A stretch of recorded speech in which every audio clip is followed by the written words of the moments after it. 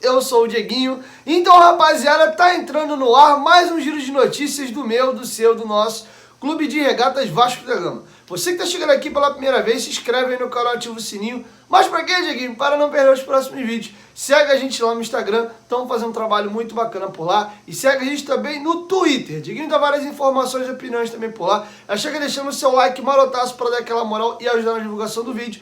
E se tu estiver chateado com qualquer coisa aí, pode deixar o seu dislike. Bom, galera, vamos começar o nosso giro de notícias aí falando das nossas categorias de base. Tem muito nos orgulhado algumas boas peças que o Vasco vem revelando nos últimos anos e esse nosso atual plantel, principalmente, tem muitos jogadores oriundos da nossa categoria de base. Se for falar os nomes aqui, eu vou passar aí mais de um minuto aí cantando a pedra e vocês sabem já quem são. E eu queria trazer para vocês um levantamento que os companheiros do Globo fizeram. Muito bacana a matéria que eles fizeram, pegando o recorte dos últimos dois triênios, 2015 a 2017 e de 2018 a 2020. Esse segundo triênio aí é o período que o Carlos Brasil assumiu as categorias de base do Vasco. Eu vou colocar para vocês na tela, olha o desempenho esportivo do Vasco, como melhorou. O Vasco era um clube que, quando muito, chegava ali na terceira colocação do Campeonato Carioca e, por exemplo, nas últimas 4 edições do estadual, o Vasco foi a todas as finais, foi campeão 2 vezes e perdeu 2 títulos. Na Copa do Brasil, por exemplo, o Vasco era eliminado sempre nas primeiras fases. E nos últimos anos, vocês vão ver que o Vasco chegou a 2 ou 3 semifinais, salvo engano, e foi campeão nessa temporada agora, 2020. Taça São Paulo, idem. O Vasco sempre é eliminado ali na segunda, terceira fase, quando muito ia às oitavas. E o Vasco foi vice-campeão recentemente, semifinalista e quartas de final. O que eu acho que ainda precisa melhorar é o desempenho do Vasco no Campeonato Brasileiro. O Vasco no ano de 2019 foi semifinalista, né, e acabou sendo eliminado na disputa de terceiro lugar, ficou em quarto, foi a sua melhor colocação. E lá na gestão Eurico Miranda, ainda entre 2015 e 2017, teve um 8º lugar. Do restante foi sempre de 10º para baixo. Então acho que o Vasco tem que melhorar. E se você olhar o desempenho do Vasco aí, é nítido que houve uma evolução muito grande. Mais do que ser competitivo, o importante é a categoria de base e revelar jogadores.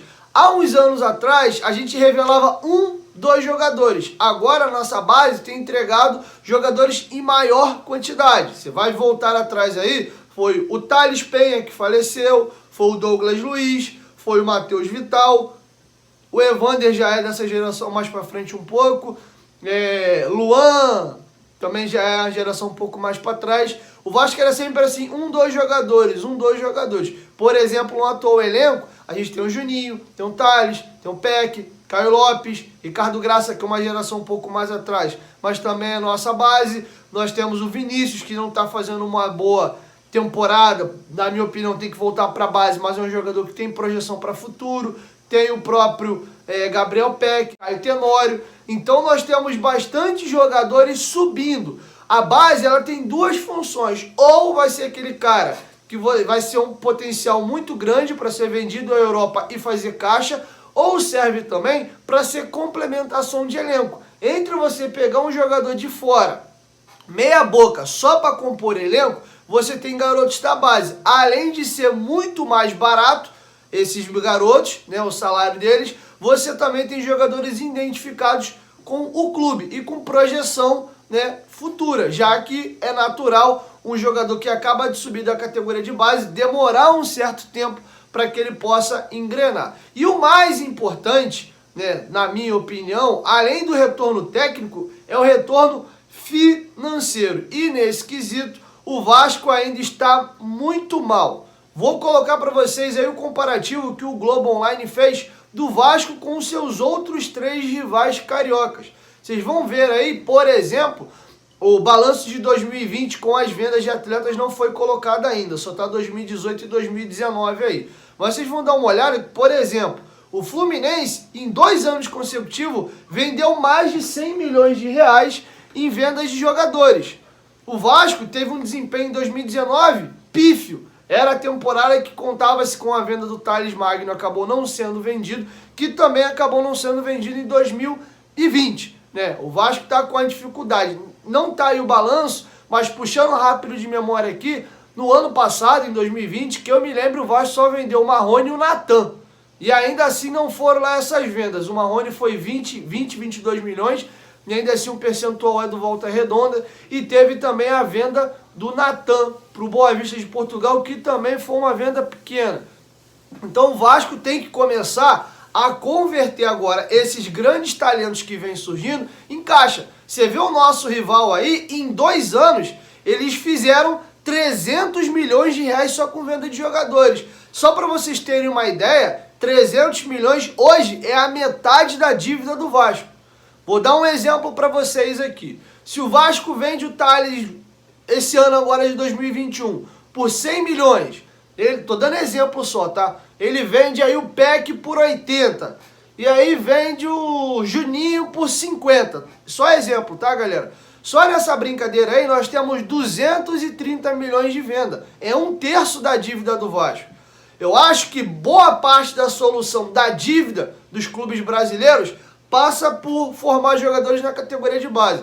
Já pensou? Fazer vendas padrão Paulinho, padrão Douglas Luiz, uma vez a cada 2 anos. Se você sempre tem um grande talento revelando de 2 em 2 anos e alguns jogadores, né, com outro valor de revenda legal, 50 milhões, 40, 60, você consegue reabastecer o time profissional, trazer jogadores de bom nível e, num primeiro momento, atacar a sua dívida. Pô, entrou 100 milhões aqui, não vou reinvestir no time não, vamos dar um porradão na dívida aqui. Prau! Porque naturalmente, conforme você vai se aliviando da tua dívida, você consegue ter um clube mais saudável, você consegue colocar seus salários em dia, e aí aquela receita que você tem que ficar toda comprometida com a dívida, você pode começar a fazer investimento no futebol, e aí você volta a ser uma equipe competitiva. Então fiz um vídeo um pouco mais longo falando da nossa categoria de base, porque eu achei muito interessante. Acho que é importante você, torcedor, ter essa visão da importância da categoria de base.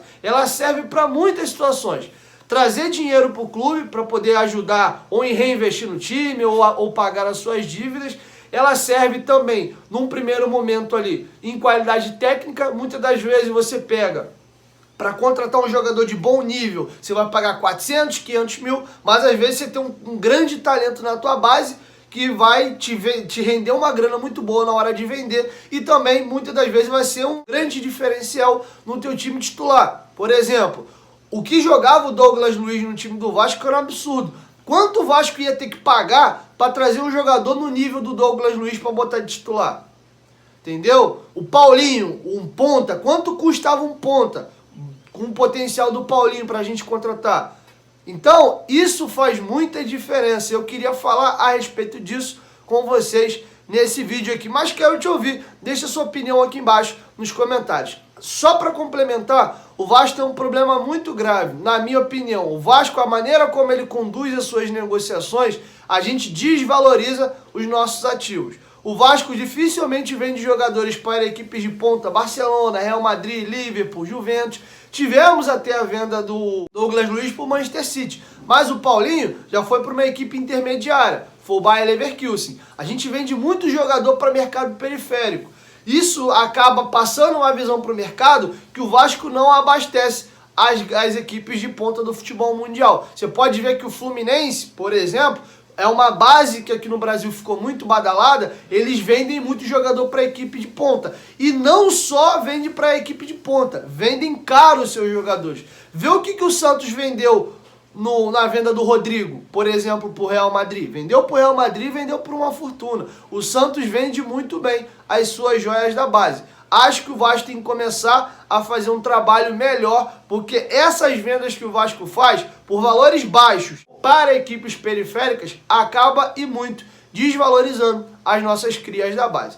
É isso, galera. Esse vídeo eu queria falar pra vocês a respeito da categoria de base. Achei um vídeo interessante, mas a resenha continua aqui embaixo nos comentários. Quero saber a sua opinião. Se gostou do vídeo, deixe seu like. Se não gostou, pode deixar o seu dislike também. Vai, se inscreve aí no canal, porque quanto mais vascaínos aqui, mais força a gente ganha pra ajudar o nosso Vascão, beleza? 1, 2, 3, futebolaço. Tamo junto, família. E a qualquer momento diga em volta, Vasco. Tamo junto. Valeu. Fui.